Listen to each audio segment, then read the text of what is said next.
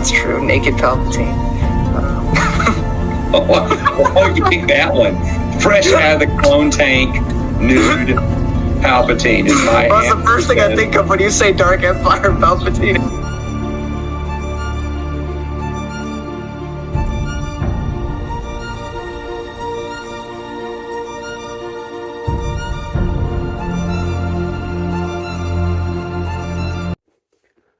Hello everybody, and welcome back to the Star Wars Expanded Universe. Now we done by Disney, or Lucasfilm, whichever way you slice it, Legends. Today I have for you Book 12 in an epic, 19-book epic, New Jedi Order. The second book by Stackpole, second part of a duology, Enemy Lines, Rebel Stand.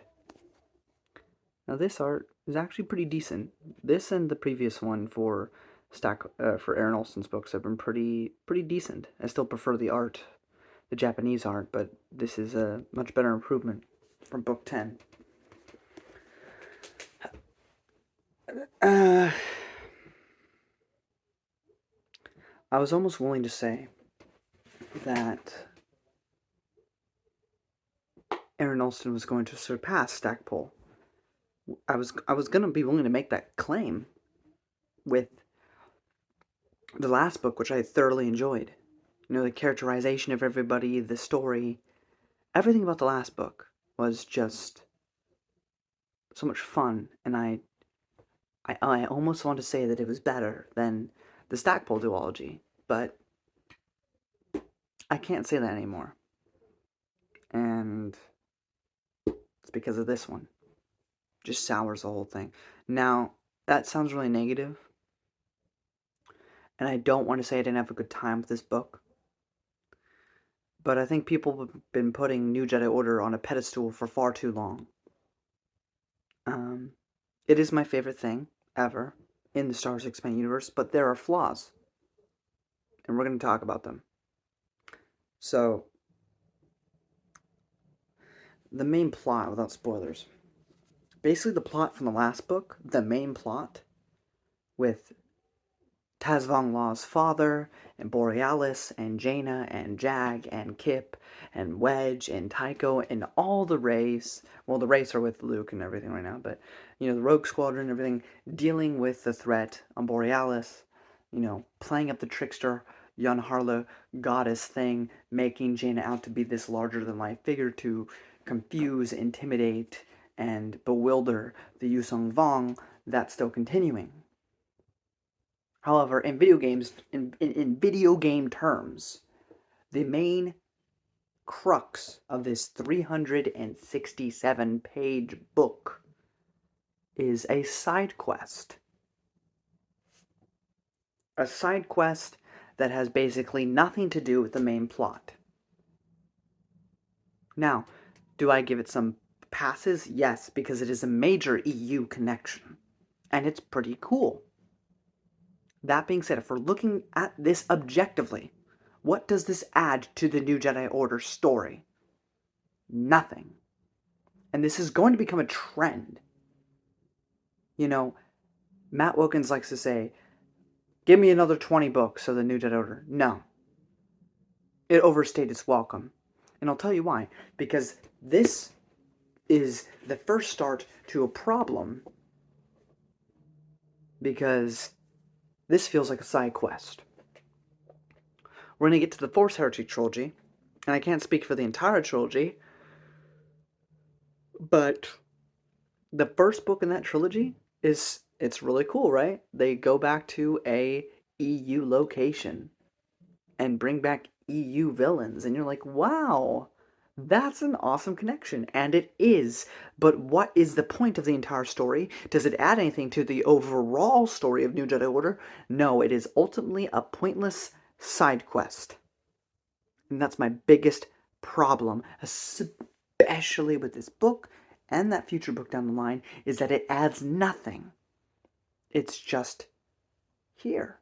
Because, well, 19 books, we gotta fill out the runtime. Now, is it written well? Of course, it's Allston. He never misses a beat. But I can't help sitting here wondering, why am I wasting my time? Is this advancing the plot of New Jedi Order? Not in the slightest. So, what's the plot? As I said, the main plot from the last story, that's continued, but it's the smallest part of the book. That is about 20% of the book. What's the rest of it? Well, Luke, Mara, Tahiri, and the Wraiths, like Face Lauren and the other race that you know of, Caltainer, they halo ODST orbital drop onto Coruscant to find out the cause of this dark, strong, dark side presence on Coruscant. They take care of that problem, and they leave. Do they have a huge amount of trouble with the Vong? Not really.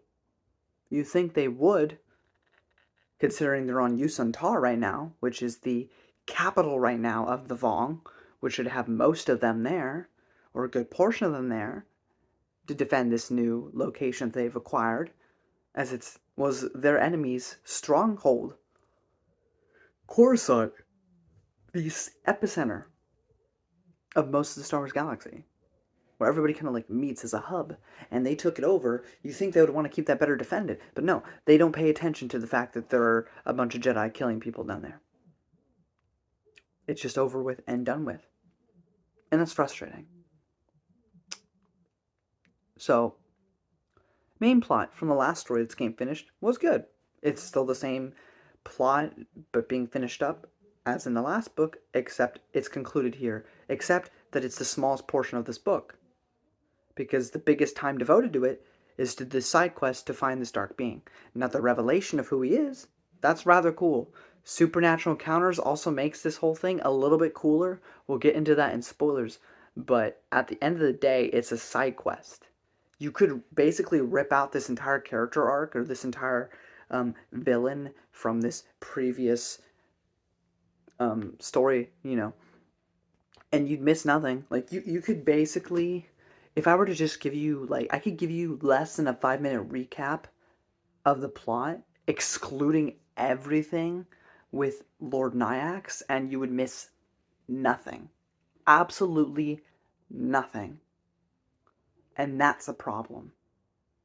That you don't actually really truly need this book to understand New Jedi Order. Now, again, I love the EU, so the more the merrier. So I don't want to understand the difference between my criticism here and my enjoyment, because I enjoyed this book.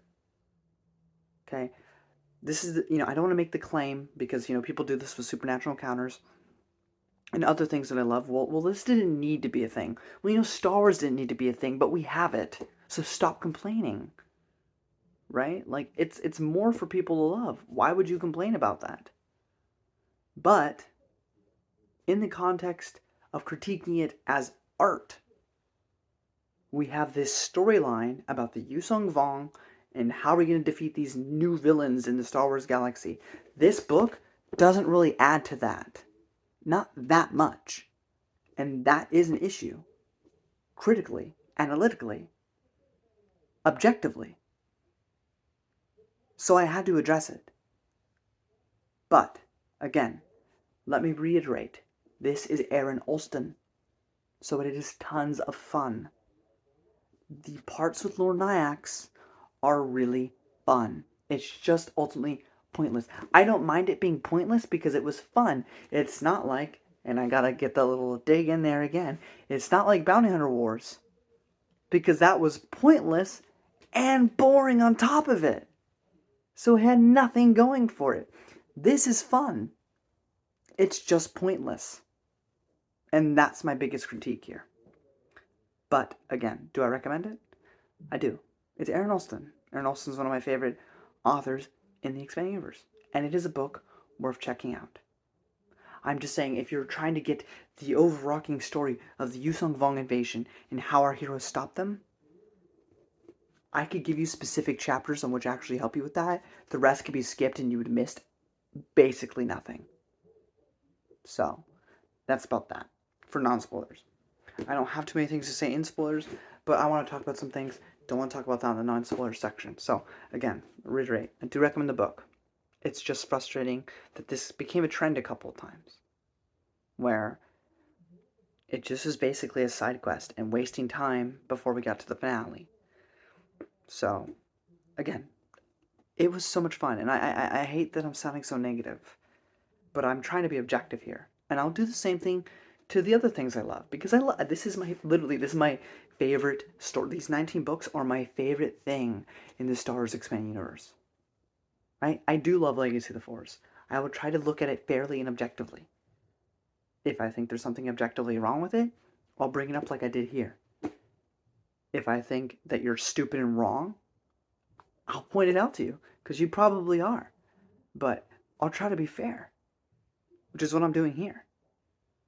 So, again, may I add, I loved it. I thought it was really fun. But I definitely prefer the first book over this one. But, again, if you like New Jedi Order, if you like Aaron Allston, this is a must. So, do check it out. I'm just saying, if you want the advancement of the actual plot, you're not going to really get it here. What I will say, before I go to spoilers, is that I don't think Dark Journey did a very good job of evolving Jaina's character and showing the progression from her struggling with the dark side to being more Jedi-like. But I feel like the Allston books really helped with that. Really helped smooth that over. So, thank you, Allston. May you rest in peace. This isn't a speak ill of the dead or anything. Still a phenomenal book, don't get me wrong. I'm going to talk about spoilers. If you don't want that, there's the door. Okay, let's see. So I just want to mention first Lore Nyax. So there is a huge... So this is a story that is this kind of like bedtime boogeyman story that's been told around Corellia for years. This kind of like bedtime spook tale to keep kids in check. And this guy mentions it on Coruscant when talking to Luke, and talks about Lord Nyax. Now, that was more of a boogeyman story, and people kind of brought that story back into the, like, because before it was kind of like this forgotten tale, but people, like, really kept bringing it up as Lord Vader would go around killing kids in the night, or finding Force-sensitive kids and killing them. At least that's what they say. So, but if you read for free on StarWarsTimeline.net, StarWarsTimeline.net, you can read it there for free, Supernatural Encounters by Joan Bongiorno. There are sections of the book that deal with the actual... I mean, you could also see it as a story, but the actual historical Lore Nyax and everything behind that. And a lot of his story, involves him coming into contact or becoming aware, having the knowledge of these dark beings that Supernatural Encounters kind of delves into. And this is a whole other topic. If you haven't seen my thoughts videos on Supernatural Encounters, please go check that out.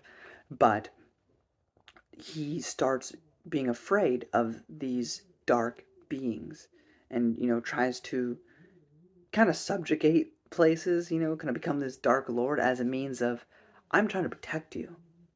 We need to stop this. You don't understand what's at stake. I have to do this. You don't know what I've seen. And again, it just gave me inspiration for stories set after New Jedi Order and what you could do with Jason there. So, but it was a phenomenal tale. I wholly recommend it. Go read Supernatural Encounters. But it makes this part where they talk about the legend of Lord Nyax far more interesting than it was, because it's kind of just out of the blue. Oh, this guy, this ancient guy, or this folklore tale about this guy. But now, with Supernatural Encounters, it makes that scene actually so much more interesting. But that's all I want to mention. So, 13 years ago, who was experimented on to become this Hulk-like, at least in terms of his attitude and sheer power, not necessarily in look. There's one art piece of him out there somewhere, and that's not how he's described in the book. But is Eirik Erisman from Children of the Jedi. So basically, that guy who is kind of force sensitive in Children of the Jedi was experimented on from that book on 13 years under Coruscant. But they shipped in a bunch of Elysia Mari so that way no one can sense them. Because obviously Luke's been there on Coruscant. And he's just, when the Vong took over, something broke his tank and he came out earlier than he was supposed to. So now he's just kind of this like Hulk-like, mindless thing that kills everything. And so Luke and friends have to stop him. But again, it's an amazing EU connection. And you know, Allston could have just made it be like anybody, but he chose to tie it into the expanded universe. So again, that major props to Allston for that in this book. It's just, again, ultimately a pointless sidetracking for no reason. But it was really cool, that connection. Jag, Jaina, and Kip have this interesting picnic scene, which I thought was a really good character moment for all of them, even though it's a little weird because it's addressing the fact that Kip has indeed flirted with Jaina, but I'm not going to get into that. But it was a little weird there. But other than that, it was a fairly nice scene. So they go to fight Lord Nyax, because like I said, this is basically just them looking for Lord Nyax and then fighting Lord Nyax. And Tahiri says something amazing when she goes in to fight. She says, "Pain drowns others. I swim in it." I just love that line. Oh, also, one plus for this book, Vicky Sesh dies, finally. She kills herself. Sure, she died off on her own terms, but at least she's gone forever. Now we don't have to deal with her because she's annoying. But yeah, she's dead now, so that's cool. One other positive I want to give, in case you think I'm just bashing this book. I love seeing all the Wraiths again. I loved listening to Piggy talk. I loved Face Lauren. I love that Face used his acting abilities to pretend to be a Vong on Coruscant. It didn't really last that long, but it was still cool to see that because I've always loved the concept of, something that's meant for entertainment. Just being an actor can be used so vitally in missions and stuff. And I always thought that was a great aspect of Face Lauren that I loved. And I love getting to see Piggy. We'll actually get more of what's been going on with Piggy and what his life has been like during the war after this, with an X-Wing story called Mercy Kill, but we'll get to that down the line. But yeah, I really enjoyed all the race in here. Absolutely great cast of characters. Kel Tainer, love seeing him again. They were phenomenal. They were a joy to read. Wedge, getting to hear Wedge talk by Aaron Alston, just hits that right spot, right? Like he knows these characters just as well as Stackpole does, and it's great to see, and I loved it. So, in case you think I'm just all negative Nancy, I love these characters, and I love getting to see them interact and everything, and it was a lot of fun. And then the sad ending.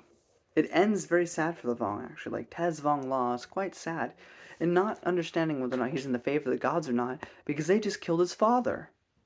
So that was interesting. It was a good character moment for Tez Vong Law, and I have trouble pronouncing Tez Vong Law's father's name, but he was really cool too.